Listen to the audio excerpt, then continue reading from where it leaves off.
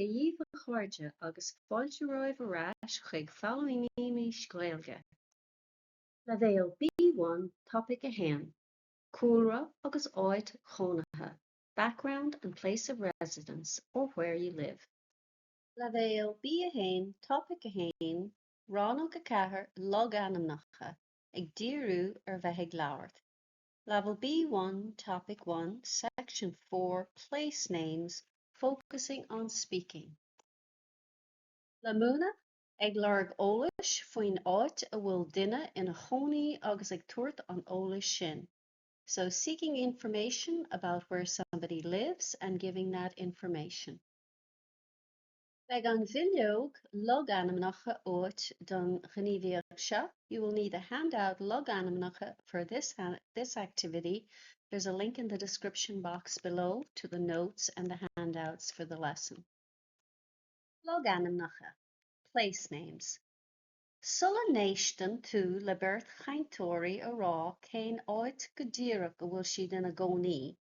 Bí ag obair leis an duine in acalaat le bheith cinnte go dtigann tú sibh na focail seo. So before you listen to the two speakers say exactly where they live, work with the person beside you if you do have a partner to make sure you understand the following words. Sa chathair, in the city, sa chathair. Sa bhaile, in the town, sa bhaile. Imel na cathrach, imel na cathrach, on the outskirts of the city. Imel an bhaile, imel an bhaile, on the outskirts of town. Imrúch bhaile, in a suburb, imrúch bhaile. Díreach in aice leis an airge, díreach in aice leis an airge, right by the sea. Ceantar tuaithe, a rural area, ceantar tuaithe. Iargúlta, remote, iargúlta, remote. Féach na Logainmneacha a bheas le chostáil an tig. Málan, Rannóg, bóthar na canálach, ardán na páirce, baile í chormáin, carn donach, dúndáil. An féidir libh chomá na Logainmneacha seo a cheangal leis na leagan bhéarla. Can you also link these place names to the English versions? We have Carndonna, Ballygorman, Dunnagh, Malin, Ranelagh, Fields Terrace, Canal Road. Take a look and see if you can match them up. Carndonna, Carndonach, Ballygorman, Baile í Chormáin, Dunnagh, Dúndáh, Malin, Malin, Ranelagh, Ranelagh, Fields Terrace, Ardán na Páirce, Canal Road, Bóthar na Canálach. Éist leis an bheirt chaintóirí a rá cén áit go díreach an bhfuil siad ina gcónaí. Now listen to the two speakers say exactly where they live. Cre tic san áit cheart an léirscáil. Tick the correct place on the map. The map on léirscáil. Bí cuaireamach áfach, tá Logainmneacha i méarla na léirscáileanna ach tá siad an Gaeilge ag na caintóirí. So be careful though. The place names on the maps are in English, but the speakers have them in Irish. So be cuaireamach. Pláisic tú na míreanna dhá uair. You'll hear the sound clips twice. Buíoch a hain punca seacht. Hello, is me Siobhan. Tá ma mahónaí an náit ionta iargúlta fad. Ní sé díre náiciil leis an airge, a tá sé cógar go leordaí. Caidal fríd Carndonna le Hallan. Tá baile ó bhfuil mo hónaíon Carndóna agus baile í gármain. Míle go mór, ceantar tuaithiúton agus mar sin neamhairn háiseanna háirt a tá na traena go hálainn agus is breilim na sléifte tá háiseanna. Is an ráite, tá tead thabhairt bháile, áfach an foist, seapa grósaire agus bíal an bhag. Is leor sin dúsa. Buíoch 1.7. Halló, is me Siobhán. Tá mo hónaí an náit an Eorpach ar fad. Ní sé díre na ceile aige, a tá sé cógra go leordaí. Caidal fríd Carndóna le halón. Tá baile ó bhfuil mo hónaí an Carndóna agus baile í gármain.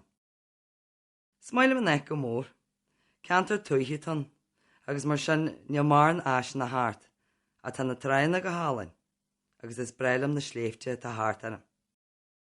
Is an ráite, tá tead thabhairt bháile, áfach an foist, seapa grósaire agus bíal an bhag. Is leor sin dúsa.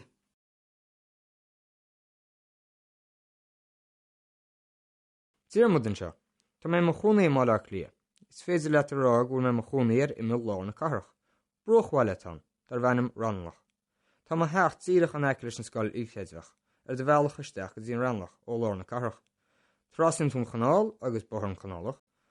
In sin tá tuair bhóthar Rannlaí agus taid díirech a raí. Fice tú an scoil íchéideach díis agus in sin tá stáisiún luas go luha tar éis sin díis chumá. Tá mis mo chónaí ar an chéad chaasa dhéis tar éis an stáisiún luas.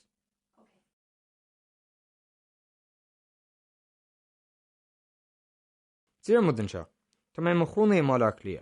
Is féidir le rá bhfuil mé mo chónaíar i mí lá na carach. Brochhhaile tan, dar bhainm Rannóg. Tá mo hecht tíirech an eice leis an scoil íchéideach de bhealach isteach go dtíon Rannóg ó lá na carach. Trassin tún chanáil agus boharm canálach.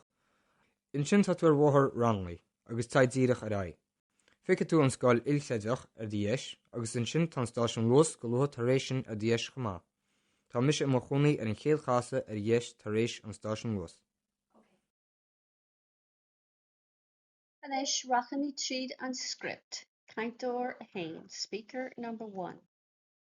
Hello, is Mrs. Siobhán. Tá mé I mo hónaí in áit iontach gúlta fad. Hello, I'm Siobhán. I live in a very remote place.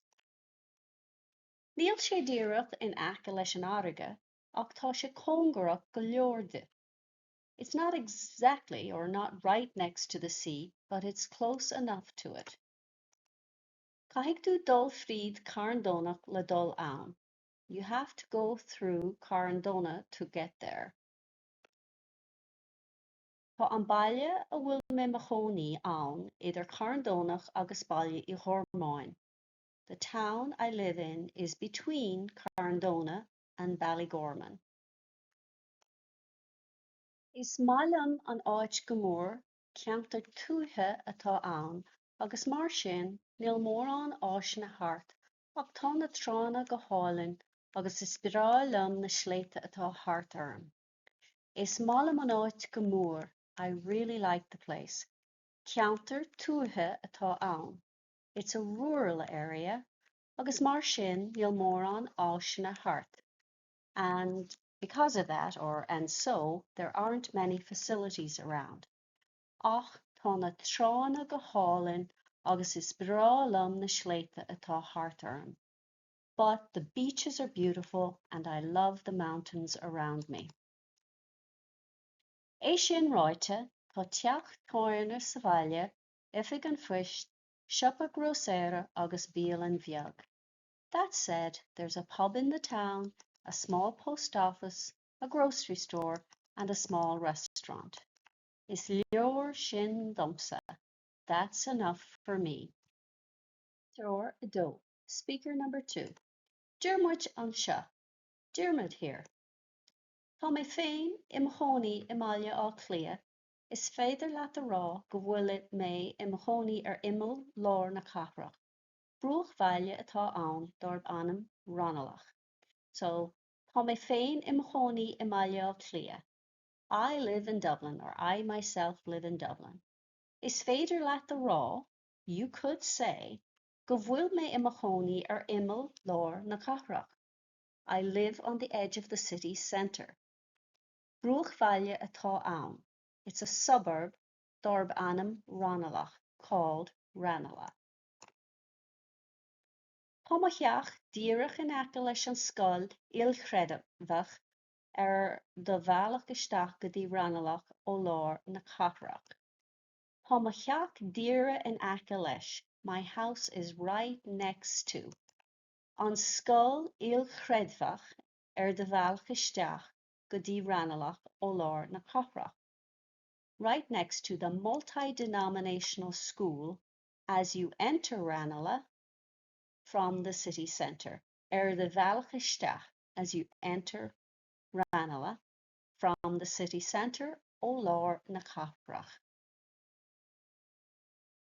Pasníonn tú an chanáil agus bóthar na canálach.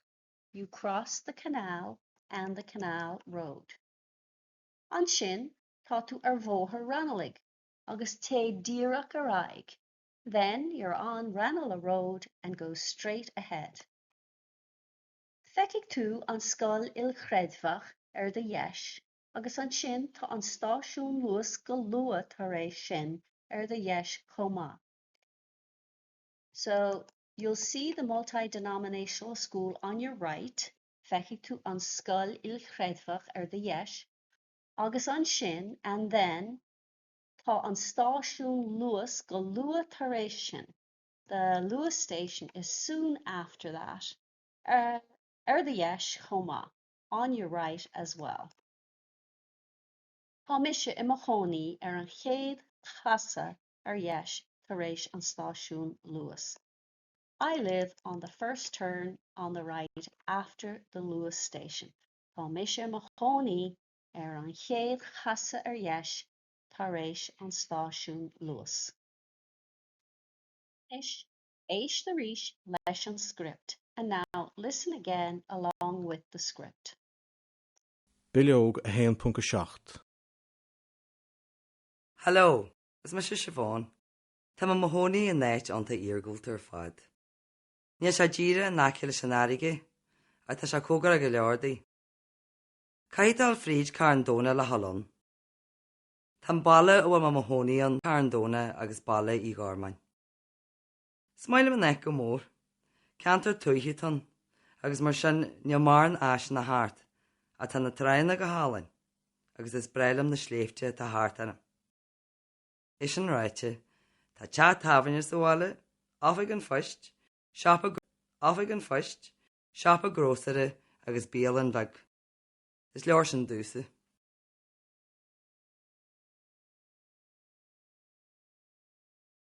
Tír mudan seo, tá mé mo chónaí máach lia. Is féidir leat a rá bhfuil mé mo chónaíar imil lár na cathrach. Brúch bhaile tan, dar bhainm Rannóg. Tá mo hecht tíreach an aice leis an scoil ilchreidmhach de bhealach isteach go dtí Ranelagh ó lár na cathrach. Trasinn tún chanáil agus bothar an canálach. In sin tá tú ar bhóthar Ranelagh agus taid díreach ar aghaidh. Feicfidh tú an scoil ilchreidmhach dheis agus in sin tá stáisiún luas go luath tar éis sin dheis chomh. Tá mise mo chónaí an chéad chaisa dheis tar éis an stáisiún luas.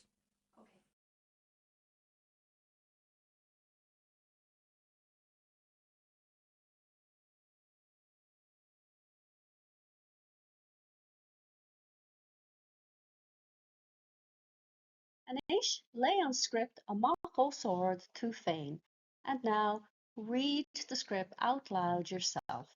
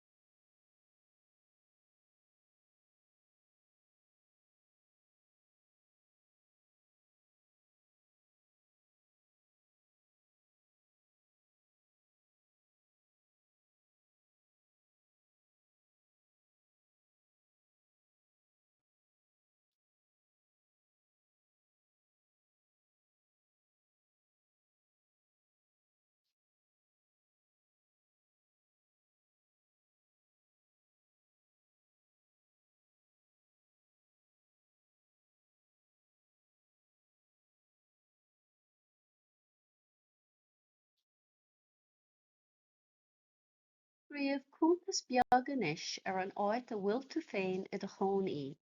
Write a short description of the place where you live now. An Gaeilge atá terrace ná ardán. So ardán is the Irish for terrace. Cén béarla atá na focail seo? What is the English for the following words?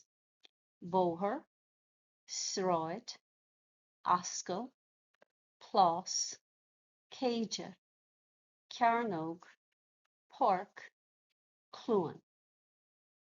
So we have bóthar is a road, sráid is a street, ascail, avenue, plás, place. Céide is a drive, céide. Cearnóg is a square. Park is a field. And clúan is a meadow. So you'll often see these in local place names. And if you're interested in place names and their meanings, the Place Name Database of Ireland, Logainmneacha, is a comprehensive management system for the place names data, records, and research of the state. It's a public resource for everybody, and you can find out a lot about the history of all the different place names and how they've been recorded down through the years. Worth checking out. Sin deire le Rannóg a chathair Logainmneacha, and that's the end of section 4, place names ag lurg eolais faoin áit bhfuil duine ina Chónaithe agus ag tuairt an eolais sin.